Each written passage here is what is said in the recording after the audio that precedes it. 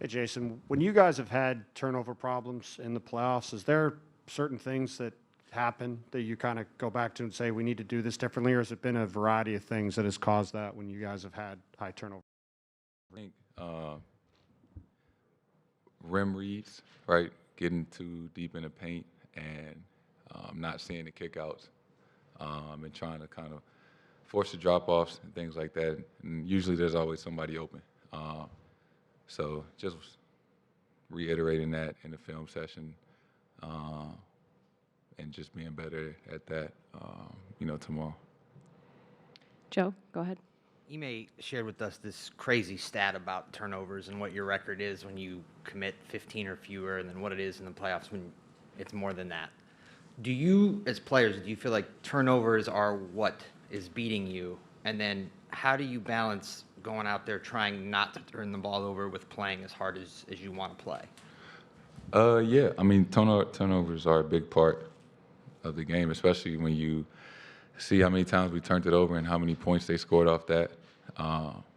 You just think if you could limit those turnovers, you could limit a lot of those points. And yeah, the stat about, basically, we don't turn the ball over, we give ourselves a better chance to win. That's not rocket science. So it's just a matter of, doing that more often than not. Next question in the middle.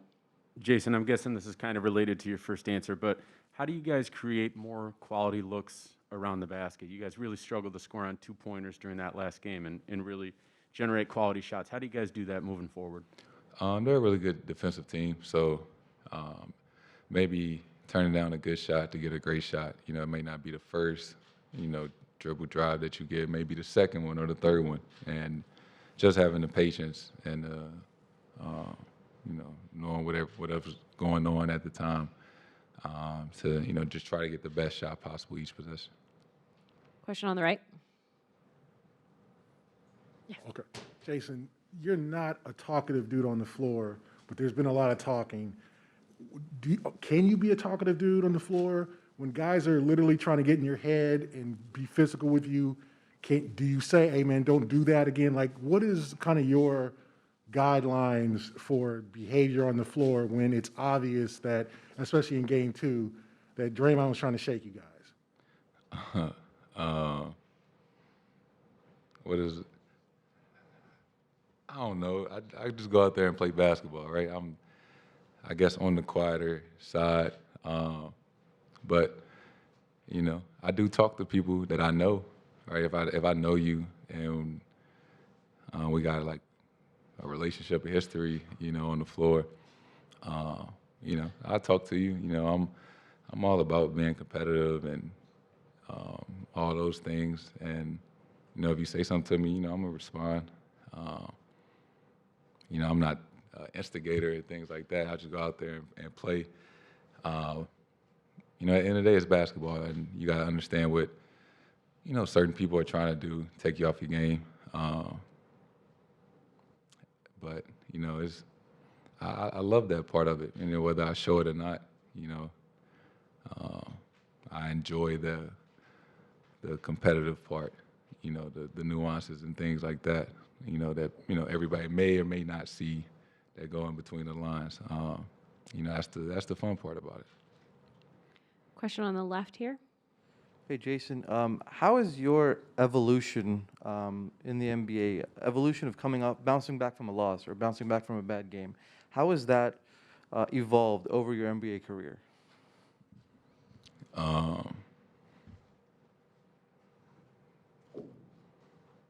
I don't know. You have a bad day at work, the next day you want to have a better day at work. I think everybody can understand that. You lose a game or don't play well, you want to come back and have a better game. And I'm sure everybody can relate to that, whatever you work at. It's all the same. Question back right. Hey, Jayson, switch gears a little bit. Obviously, there are a lot of fathers in this league, and we see their kids around them while they're at work. And clearly, we see Deuce around you a lot. And I was just wondering, besides you loving your son and love being a father, is it more intentional in the fact that maybe when Deuce gets older, you want him to see how involved you were while you're doing your job? Or do you want to set an example for fatherhood? That's a great question. I think when 2017, when I got drafted and I didn't have Deuce, but he was born in 2017. So that was like, the biggest year of my life, right? I'm, starting this new chapter in my career, and I just had a child. And my mindset was not to sacrifice either, that I was going to be the best father I could as well as the best basketball player. And there was no guideline, or there was no, exact way to do it. It was all about what was natural. And I think that's what it is.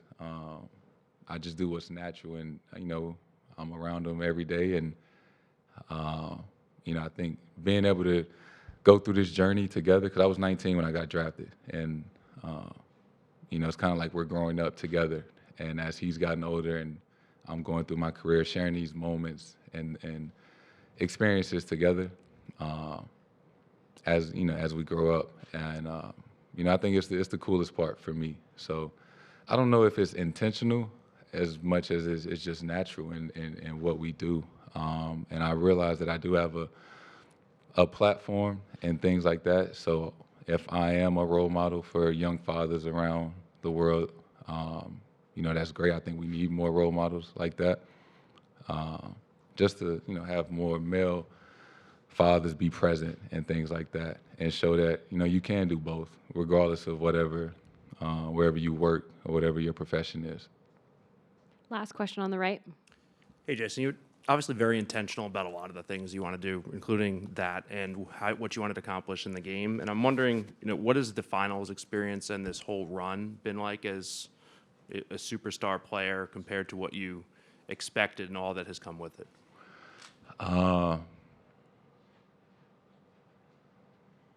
It's been a lot. This is a dream come true, playing in the finals. As a competitor, this is what you work for, right? You want to be the last team standing. You want to hold up that trophy. So I think to have a golden opportunity, right at your fingertips, just taking full advantage of it. You don't want to have any regrets. When it's all said and done, win or lose, you want to feel that you gave it your all. And that's all you can ask of anybody. And, a lot of people want to debate. I guess you just comment about the superstar, whatever that means, right? I'm sure that I've seen there's a huge debate. Is he a superstar? Is he not? I want to know where that came from. Like, did I tweet that? Did I ever say that I'm a superstar, or, I'm on the verge? Like, that never came from me. But it has been a big deal this last year and a half or 2 years. And I see it all the time. And there's always been a question in the back of my head. Like, I wonder who spoke on my behalf or said that, or why that was such a big deal. But, if you win a championship, they can debate a lot of things. They can't debate whether or not, you're a champion. So, obviously, lost the other night. And just looking forward to bouncing back tomorrow. First final games at home at the Garden. It's going to be fun. So I'm looking forward to it and enjoying this experience. Thanks, Jayson. Presented by your New England Ford dealers. Built for America. Built Ford proud.